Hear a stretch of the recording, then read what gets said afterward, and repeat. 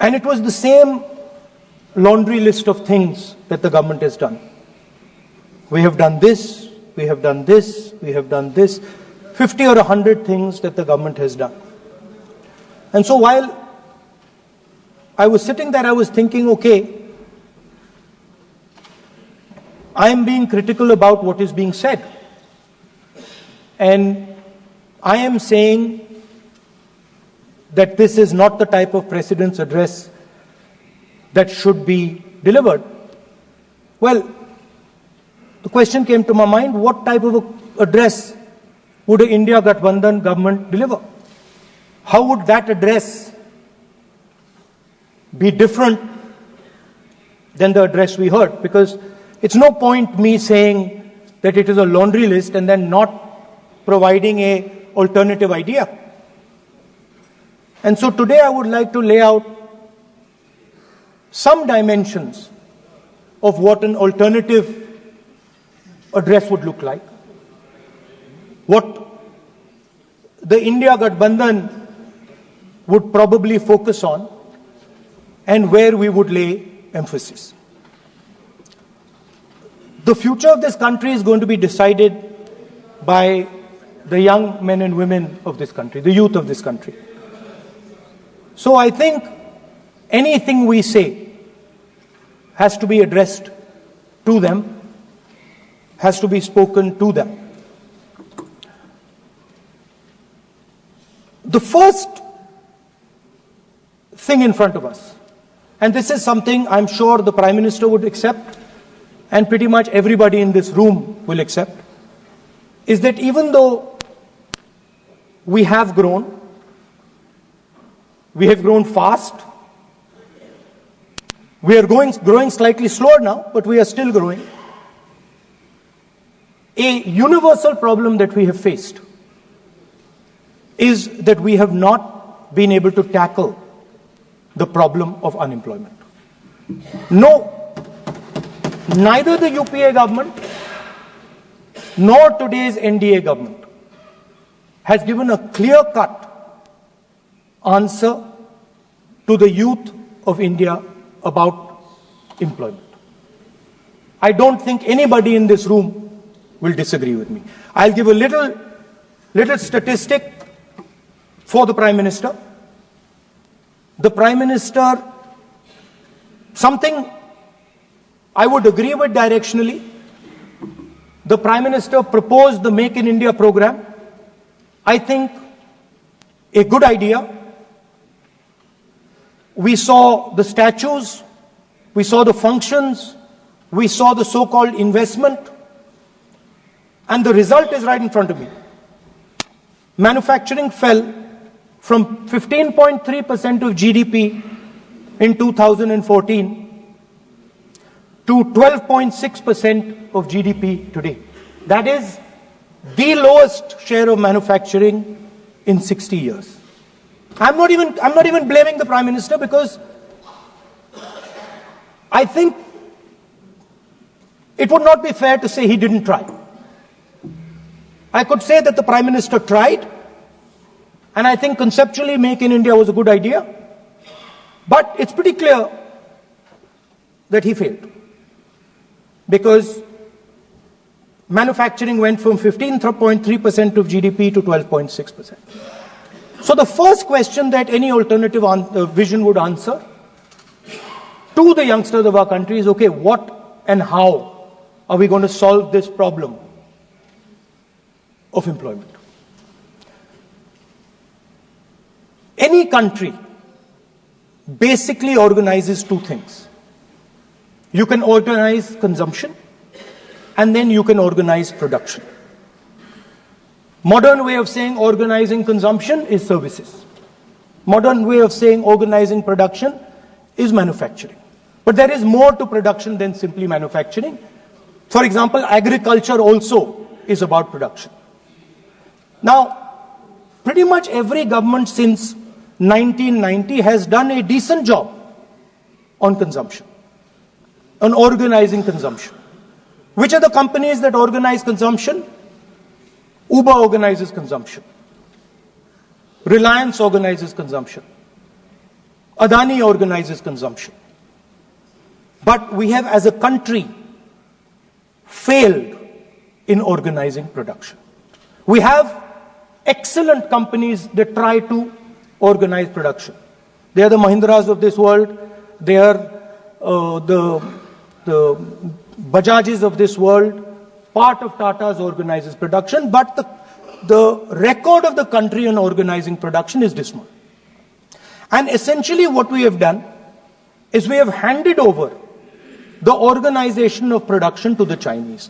So this mobile phone, even though we are saying we make this mobile phone in India, that is not a fact. This phone is not made in India. This phone is assembled in India. All the components of this phone are made in China. The network that has produced this phone is made in China, is owned by China. So every time we use a phone, every time we wear a Chinese shirt, a Bangladeshi shirt, every time we wear a pair of Chinese sneakers, we are paying a tax to China. Because some Chinese youngster is earning a salary to make or to produce that product. So the first message I would give in a presidential address would be that India has to focus completely on production. Because if we do not focus on production and we continue to focus only on consumption, we will find that we will run huge deficits, we will increase inequality, and eventually we will run into a serious problem. Social problem because of unemployment, which we are already facing. If you look at the numbers of the amount of people who are in jail, if you look at the numbers that are spent on internal security, if you look at the numbers spent on our police forces, they're all spiraling. They're all rising. And everybody understands that social tension is on the rise in India. So now the next question comes, okay, so where is this employment going to come from? What is India going to produce? And for that, I'd like to tell all the youngsters of this country that there is a revolution taking place, an exciting revolution. The world is transforming completely. And the change that is taking place, at the heart of the change that is taking place, we are moving from the world of the internal combustion engine to the world of the electric motor. We are moving from petrol to batteries. We are moving wind, solar, potentially nuclear energy. So our entire way of moving is changing. And this is going to change every single thing. It is going to change warfare. It is going to change medical treatment. It is going to change education. It is going to change how we eat. It is going to change every single thing. Now, the last time there was a revolution, called the computer revolution, the government of India had a clear focus. We looked at that revolution.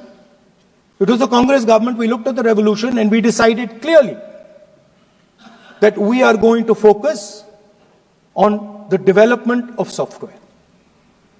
And we rode the wave of that revolution. And today you can see the result. I remember people laughing. I remember people laughing when the computer was being talked about. You mentioned Mr. Vajpayee. I respect Mr. Vajpayee, but Mr. Vajpayee gave a speech saying that computers are of no consequence to India. So, what is important when there is a revolution? What is important is that you understand what are the drivers of that revolution and where exactly do you need to focus, where exactly do you need to sit in that revolution. I said that this revolution is going to change everything. And I want the youngsters in this country to think about it. There is a war going on in Ukraine. The war in Ukraine is actually a war between the internal combustion engine and the motor, the electric motor. The electric motor is inside the drone, the engine is inside the tank. And if you look at what is going on in Ukraine, the tanks are dying by the thousands. And small little drones with electric motors, small batteries, not much bigger than that, are destroying the entire tank artillery infrastructure of both Ukraine and Russia. So the drone is the electric motor. The drone is the battery. The drone also needs to see. So the drone is a camera. In the same way, electric cars, the electric car is a motor. The electric car is batteries. The electric car is cameras. Robots are exactly the same thing. Robots are electric motors, multiple electric motors with cameras, with batteries. And this is what the revolution is going to look like. So there are basically 4 technologies that are driving this entire change in mobility. Electric motors, batteries, optics, and then on top of that, you can apply AI. Now I want to tell the youngsters of this country, people talk about AI. But it's important to understand that AI on its own is absolutely meaningless.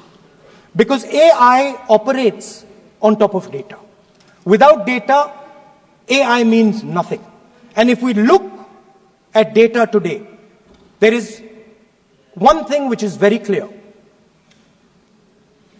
Every single piece of data that comes out of the production system in the world, the data that was used to make this phone, the data that is used to make electric cars, the data that is used to make basically all electronics on the planet today is owned by China.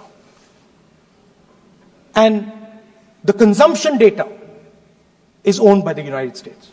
In China, the consumption data is owned by China, but in India, companies like Google, companies like Facebook, companies like Instagram, X, they own our consumption data. So if India wants to talk about AI, it has to first answer the question, what data is going to power that AI? And the answer today is India does not have that data. Neither does India have production data, neither does India have consumption data. We have handed our consumption data to the big American companies, and the production data we don't have anyway. So what would that vision look like? The first thing, we would start getting youngsters excited about this revolution. We would start to introduce the idea of a completely new way of moving, a complete revolution in how things move. We would start teaching our children in schools about batteries, about electric motors, about how these things combine, about how drones, robots, electric cars are structured, how they will work together. And most important, we have to start building a production network so that we can get access to production data. Now, what would we focus on? We would not give you a laundry list. China has at least a 10-year lead on India in this space. China has been working on batteries, robots, motors, optics for the last 10 years, and we are behind. So what would our president's address say to the youngsters? We will choose critical areas in each one of these technologies, and we will start to build capabilities in those areas. The second thing we would do, we would ensure that our banking system is not captured by 2 or 3 companies that basically do not allow you to build a production system. But our banking system is open, is dynamic, and is accessible to small and medium businesses and to millions and millions of entrepreneurs who want to take part in this revolution. Our foreign policy would take into account this revolution. When we talk to the United States, we would not send our foreign minister to invite our prime minister to his coronation. We would not send him 3 or 4 times, please invite our prime minister. Because if we had a production system and if we were working on these technologies, the American president would come here and invite the prime minister. So it is important to understand where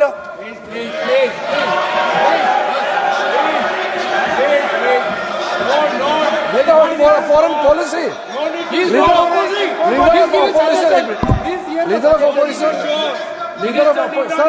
Leader of opposition cannot make such serious, unsubstantiated statement. This is related to the relation between two countries. And he is making an unverified statement about invitation of the Prime Minister of our country. Is matter of our dignity. How can you make such kind of statement? He is leader of opposition, sir. He should be responsible in making such statement. Sir, LOP is giving us very positive suggestions. Why they are worried, sir?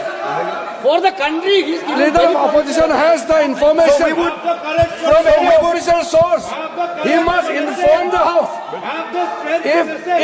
If leader of opposition has the information, please inform the House. Okay. Who has told you that foreign minister visited for the purpose which you have mentioned? You must specify it. So, I'm sorry that disturbed you, that question. I apologize for disturbing your peace of mind.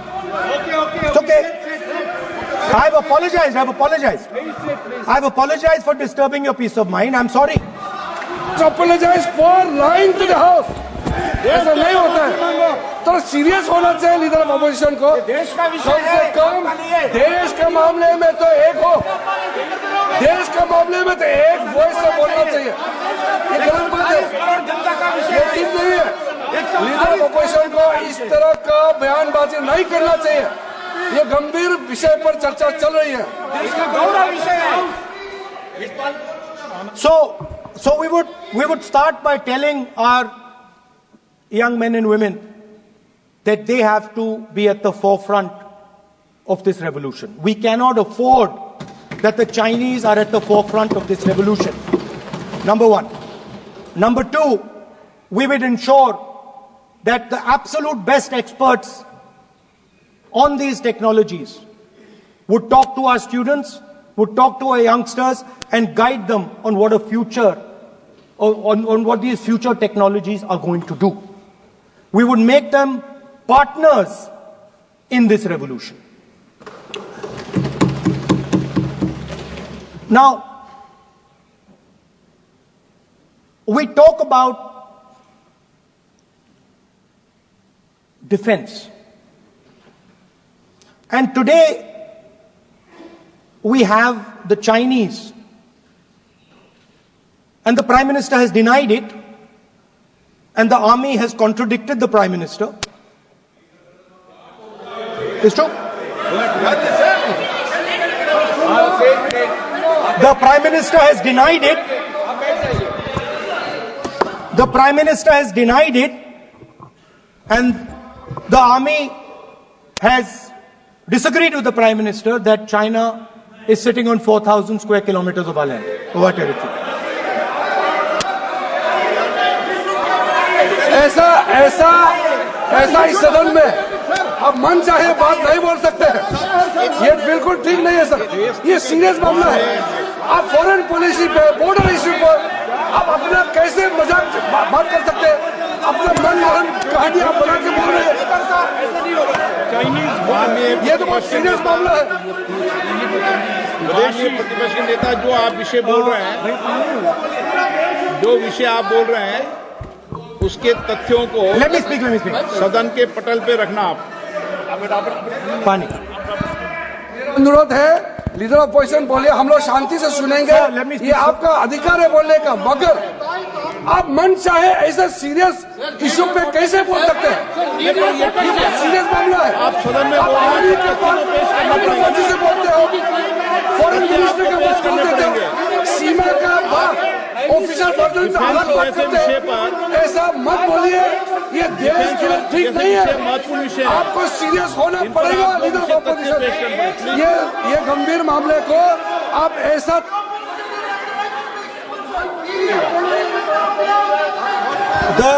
The Prime Minister has denied that Chinese forces are inside our territory, but for some reason, our army keeps talking to the Chinese about their entry into our territory, and our Chief of Army Staff has said that the Chinese are inside our territory. This is a fact.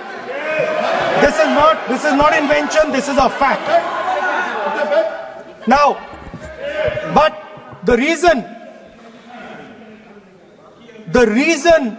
China is inside our territory is important. Because people think that wars are fought between armies and their weapons. But the fact of the matter is that wars are fought by industrial systems. The fact of the matter is that China has an industrial system that is far stronger, far bigger than our industrial system. And that is why they have the guts to come inside this country. The reason China is sitting inside this country is because Make in India has failed. The reason China is sitting inside this country is because India is refusing to produce. And I am worried that India is going to give up this revolution to the Chinese once again. The reason I made this reference is because everything is connected. If and when we fight a war with China, we will be fighting with Chinese electric motors, Chinese batteries, Chinese optics, and we will be buying Chinese motors, Chinese optics, Chinese batteries. It is a non-sustainable proposition. That is why for our security, for the future of our children, for the future of our country, we have to build a production system, and we cannot allow this revolution to go by. Now, the next step, we have a strategic partner called the United States. The partnership should focus on how India and the United States can work together to take advantage of this revolution. That is what the conversation should be on. Please understand that India is as important as the United States for the simple reason that they cannot build an industrial system without us. They cannot build a production system without us. No matter what they say, the Americans simply cannot do what India can do because their cost structure is much, much, much more expensive than ours. We can build things that the Americans would never imagine. India can do that. So that would be the first part of a president's address. We would talk to the youngsters in India and say to them, we want you to be partners in this revolution. We want to change the Indian banking system so you can have access to it. And we believe in you, we trust in you, and we believe you can take on the Chinese. That's the first part. The second part would be about participation. We have done a caste census in Telangana. And what we have found is shocking.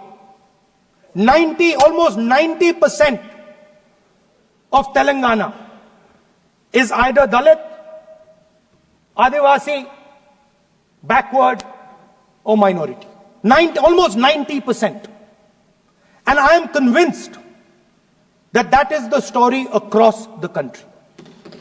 I am absolutely convinced that the OBC population of this country is not one less than 50%, possibly 55%. 16% are Dalits, 9% are Adivasis, 15% are minorities. Last budget, there was a photograph. You remember the photograph? Of course. वो मक्खन बांटने वाली, हलवा बांटने वाली photo. मैं हैरान हो गया कि इस बार फोटो ही हटा दी. हलवा खिलाया मगर दिखाया नहीं किसको खिला रहे. So at the center of any new development paradigm for this country, which runs parallel with the production paradigm I spoke of, which works together with the production paradigm I spoke of, is the participation of lower castes, OBCs, Dalits, Adivasis in the wealth of this country. If we look at the largest corporates in this country, they're all owned. None of them are owned by OBCs. None of them are owned by Dalits. None of them are owned by tribals. If we look at the biggest media companies that support the Prime Minister, every day we see the Prime Minister's pleasant face on smiling face on these media. None of them are owned by OBCs. None of them are owned by Dalits. None of them are owned by Adivasis. This is the fact. So central to any new development paradigm is the architecture of a new paradigm. And that architecture of the new paradigm can only be built once the caste census is placed on this table. Because once the caste census is placed on the table, we will know exactly how much of this country's wealth, how much of this country's power, how many of this country's institutions are owned by 90% of this country. There are OBC MPs in the BJP. There are OBC MPs in the BJP.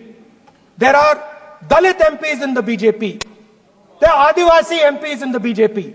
Remember, you are OBCs, you have 50% of the population and you have absolutely no power. I know that you're sitting there and you cannot even open your mouth. That is the truth of the country.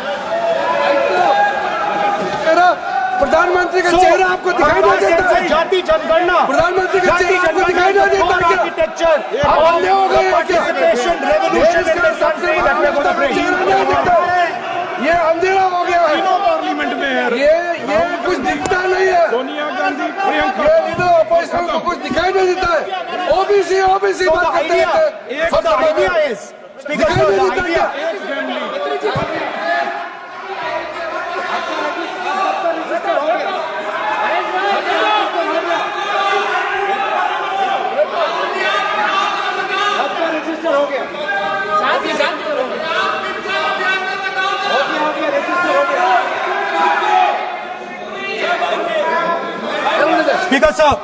Speaker sir, so the idea is, on one side, allow India and the Indian youngsters to participate in the coming mobility revolution. Allow them to participate in building robots, in building drones, in building electronic items, in building EVs. And on the other side, running parallel.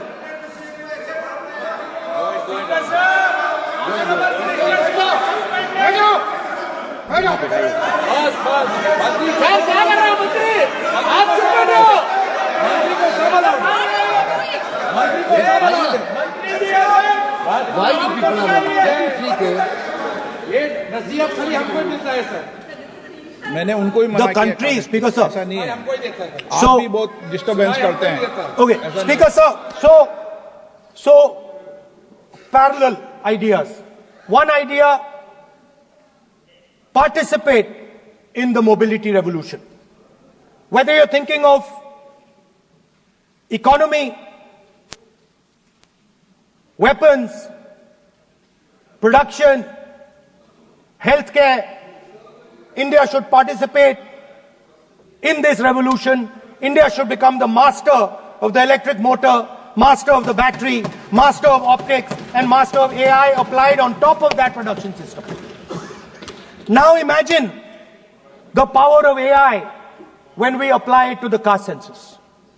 You imagine what we will do with AI and what we will do with the social revolution in this country when we start to apply AI on the data that we get from the caste census. So we are going to run a parallel track. On one side, participation, revolutionizing the participation of Dalits, OBCs, Adivasis in the ruling of this country, in the institutions of this country, in distribution of wealth of this country. And on the other side, parallel track, challenge the Chinese and participate in the revolution and defeat the Chinese in electric motors, batteries, solar panels and wind. So that is the first two parts of any presidential election address that any India Gathbandhan leader would give you. The final, of course, we go back to the Constitution. This, our favorite, just like the production system is a weapon, just like Jati Jangarna is a weapon of transformation. This is what the entire architecture is built on. I remember before the elections, all of you were saying 400 par, and you were saying you would change this. And then I was glad to see that the Prime Minister walked in and then was forced to bow his head in front of the Constitution. It was a moment of pride for all Congress people that we had explained to the Prime Minister and to the whole country that no force will dare touch this. I know that the RSS has never accepted this. Mohan Bhagwatji has said that India didn't get independence in 1947. He has said that this constitution is meaningless. I know that that is at your heart. We will never let your dream come true. This constitution is going to rule India always. Now, एक minute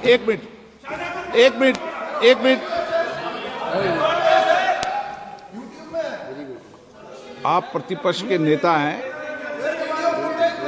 मेरा आपसे आग्रह है कि जो विषय आप रखें वह तथ्यों पर आधार पर रखें, उचित होगा। मैंने आपको पहले भी कहा, और जो सदन के सदस्य नहीं है उनकी चर्चा न करें। बताता हूं सर, मोहन भागवत आप नियम प्रक्रियाओं की पालन करें, आपसे अपेक्षा। सर, मोहन भागवत जी ने स्टेटमेंट दिया। मोहन भागवत का Speaker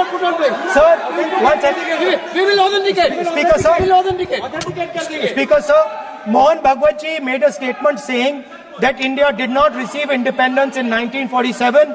It received independence when the Ram Mandir was inaugurated. We will place that on the table. Now, sir, I would like to mention one small thing, but very important thing. Speaker sir, this constitution is supported by this constitution is supported by the vote of our people. Without the secure vote of the Indian people, this constitution means nothing. Now I want to bring to the notice of this House some data, some information about the Maharashtra election. Very simple stuff.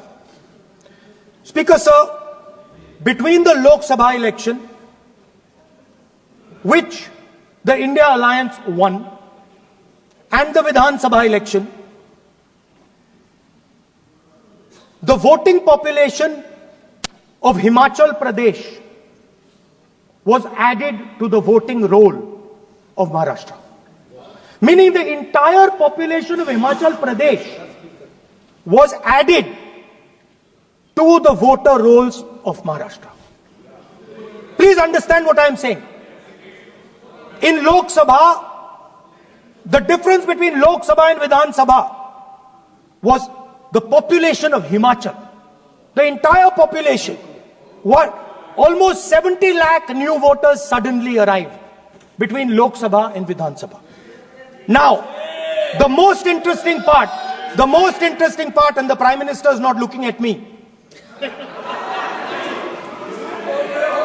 The most interesting part, सुन रहा है, मजबूरी है। आप the तर्क most पे बात करना, interesting part, बात में सब सुनेंगे। तर्क पे बात करो। मुंह नीचे कर लिया suddenly. The most interesting part is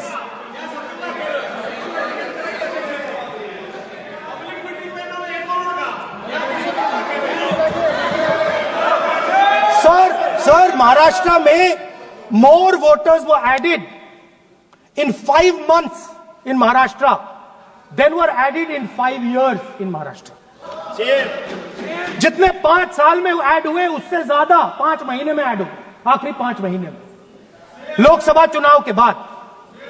sir, एक बिल्डिंग है sir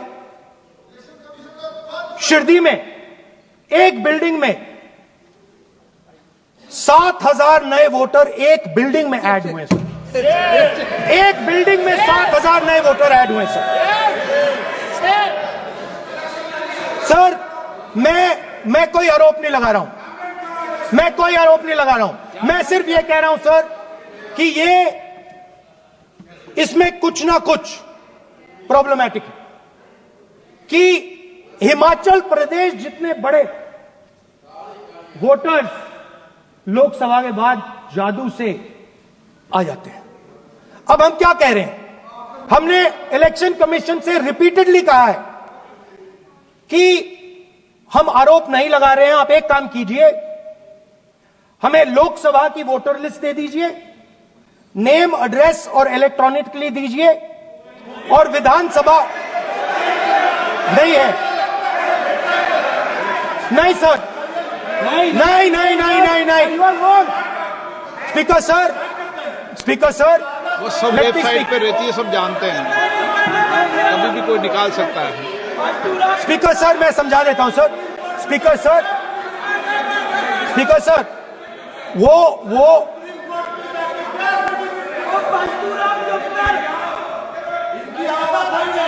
speaker sir we have asked speaker sir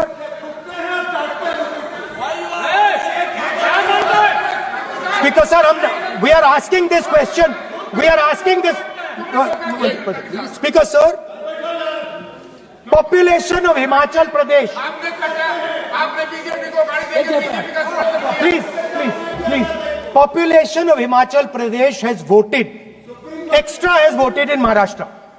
We are saying to the Election Commission, please give us the names and addresses and polling booths of all the workers in the Lok Sabha and all the workers in the Vidhan Sabha, so we can calculate who these new workers are, who these new voters are. Interestingly,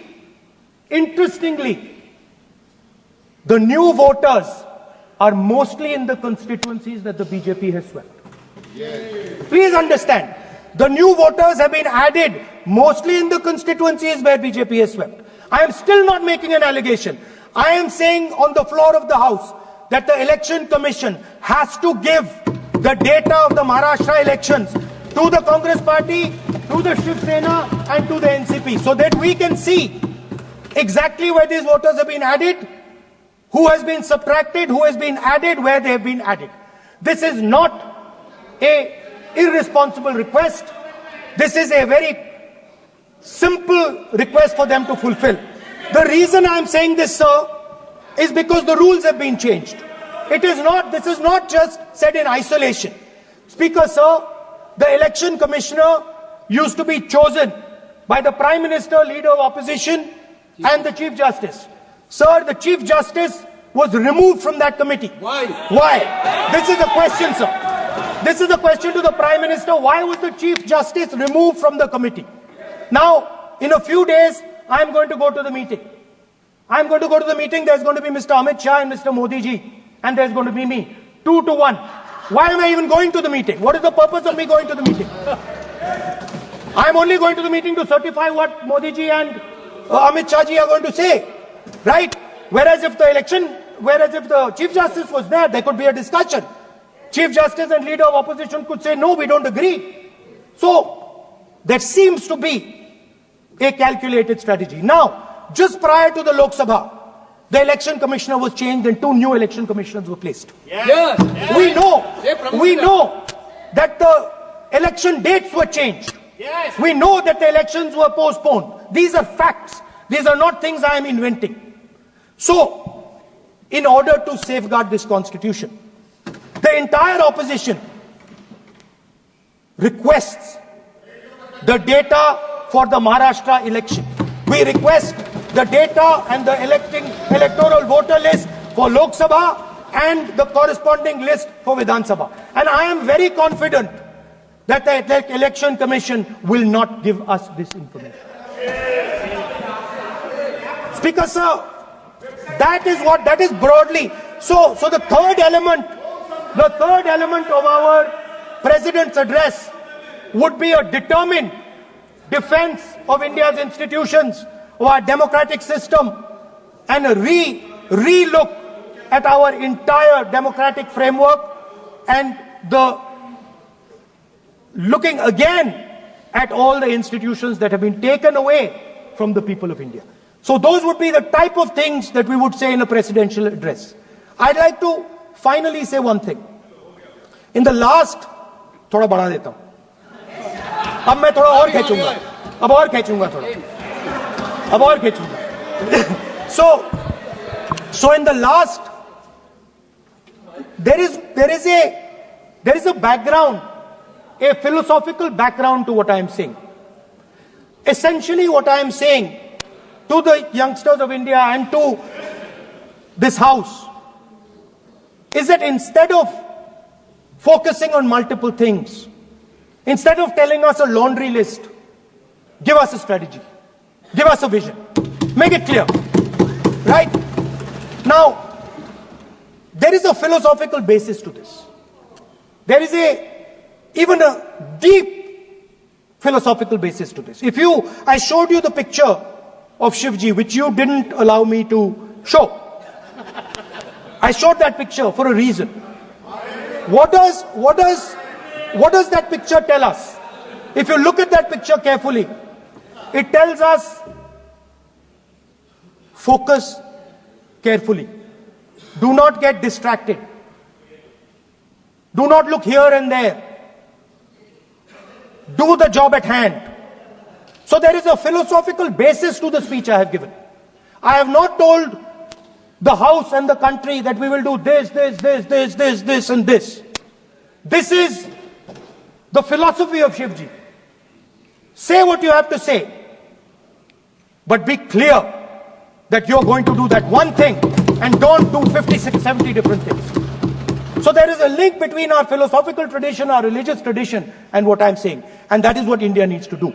India needs to connect the past, the values of the past. You talk about Sardar Patel ji, but you destroy Sardar Patel ji's values every day. You talk about Ambedkar ji, you destroy his values every day. You talk about Nehru ji. No, you don't talk about Nehru ji. Right? You bow in front of Buddha. You destroy what he says. So the point is, you have to be truthful to what you are. Right? And it is important that when you are giving a way forward to the nation, there is clarity. There is clarity of purpose. There is no hatred. There is no violence. There is no anger. Because these things are destroying our country. So my speech has not been angry, has not been nasty. My speech has been very polite, very kind. And I thank the Prime Minister for coming and listening to it.